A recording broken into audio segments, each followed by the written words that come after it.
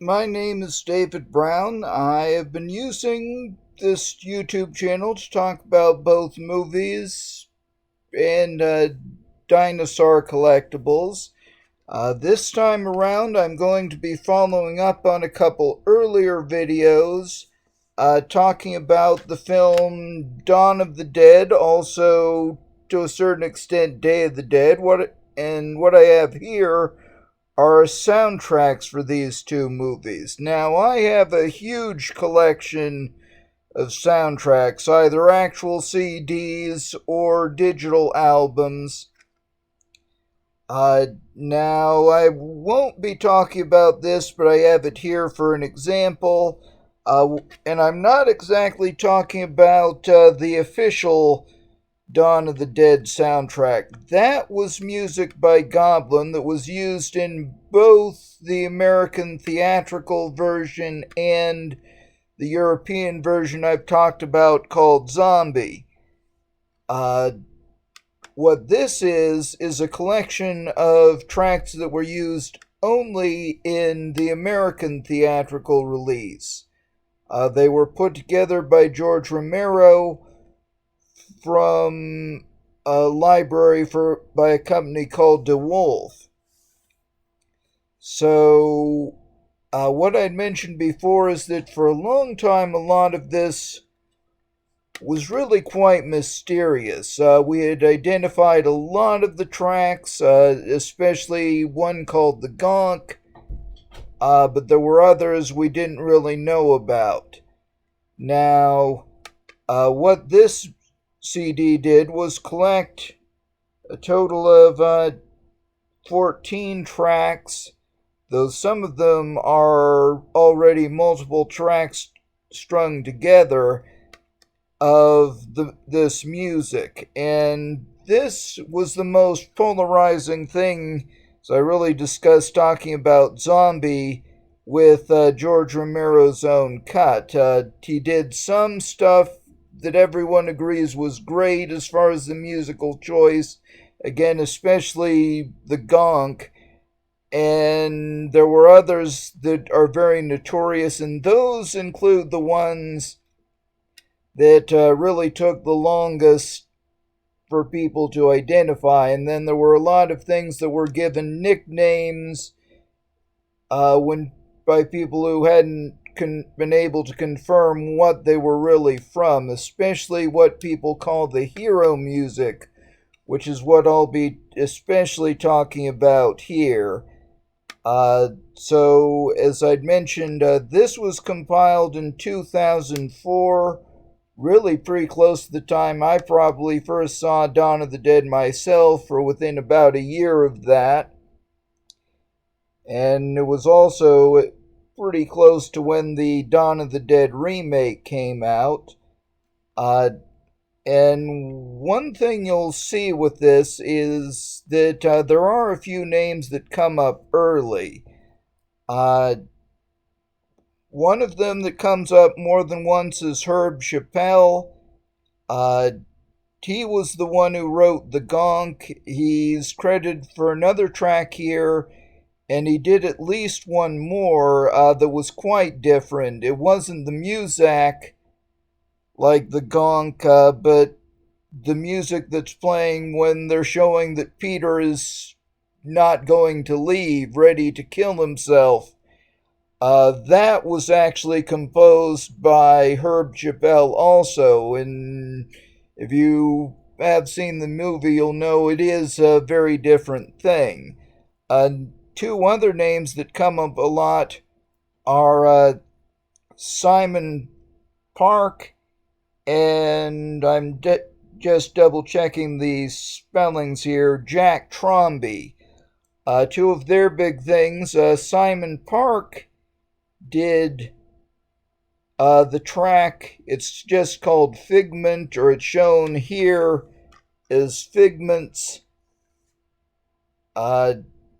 where that they play right at the opening of the scene at the airfield, which I consider really the most effective actual horror scene. That's the one time when you have about an equal number of zombies compared to the humans, and the zombies still kind of have the upper hand.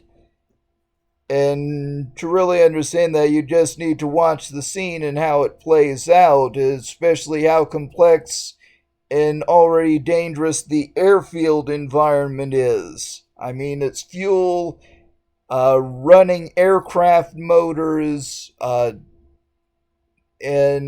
lots of extra doors. You don't know what's behind it. And Tromby did, among others, one called Dark Earth. That's played during the scene when they drive the trucks to block the mall entrances, and when one of the zombies sneaks up on the SWAT guys, this starts to play. It's a very ominous tone. And going back to the Simon Park track Figment, that is the one I'm sure they were imitating or riffing right at the opening of Shaun of the Dead when there's that electronic chord.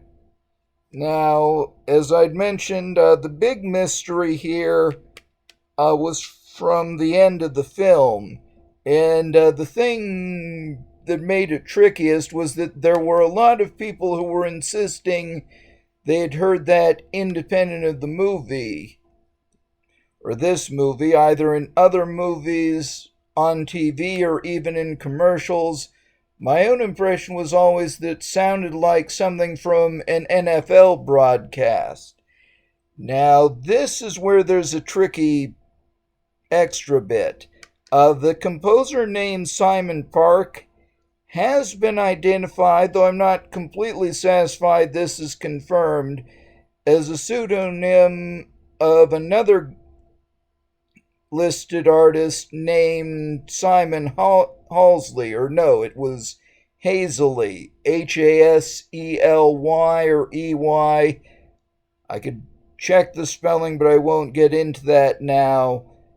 Or it might have been the other way around, but either way, they're supposed to have been the same person. And the name Simon Hazely also turns up on a number of tracks from the soundtrack. And what I had finally confirmed, I might even have known this before, but I didn't mention in a previous video on Dawn of the Dead, the hero music that plays when Peter decides to make the escape and start fighting back, that is a track just called Action Pack, and it was published first in 1973 under the name Simon Hazely, and apparently it was also used even before Dawn of the Dead as part of the music for the 10th Super Bowl in 1976. And in hindsight, that's where it makes almost more sense than I could have known when I first saw the movie. Certainly, if it was used once by the NFL before I personally was even born, they could have been reusing it a whole bunch of times. And funny thing there, I just about actively avoid watching sports, and even I had definite impressions of what the music is usually like for an NFL broadcast. So that gave a partial solution or an immediate solution to where it came from. What gets trickier, there are people who have done YouTube videos with the soundtrack, which was finally released in full around 2020, actually matched up with stills or very short clips from the movie. What they have actually shown is that the whole scene from when Peter shoots a zombie with a Derringer to when he's getting onto the helicopter had 4 different tracks. And if you watch the movie, what you'll know is that these are put together quite seamlessly. It was enough where I personally had suspected that they might have had some original music there, either from Goblin or from some other group, but no, that's all from the DeWolf Library. And one more thing that is on this CD is a song. It's the only uh, what you'd call vocal track in the any version of the soundtrack. Uh, it's played in at least in the U.S. version when you see the military and the redneck civilians hunting zombies in the countryside. Uh, and the title is actually "'Cause I'm a Man, I'm Checking This," and the credited artist apparently went by a name Electric Banana. And that's one extra cool thing on this CD.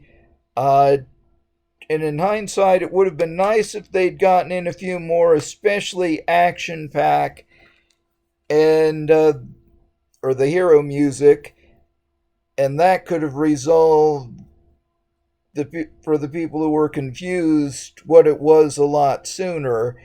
And I've said in my other video that it's terrible music objectively, though what that really means is that it's very cliched music, and that's really almost a chicken and egg thing.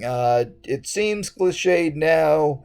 It probably would have been pretty cliched then, but it was music that was widely used because it's actually effective and it resonates a certain way, even if you are consciously making fun of it. It gets the right feeling. And for that moment in the movie, I still would say it was absolutely perfect. And that really covers what I had planned to do for this video. I'm still considering more videos to do with Dawn of the Dead and other George Romero movies. So this will definitely continue. For now, I'm signing out. As usual, if you're going to watch anything, something good.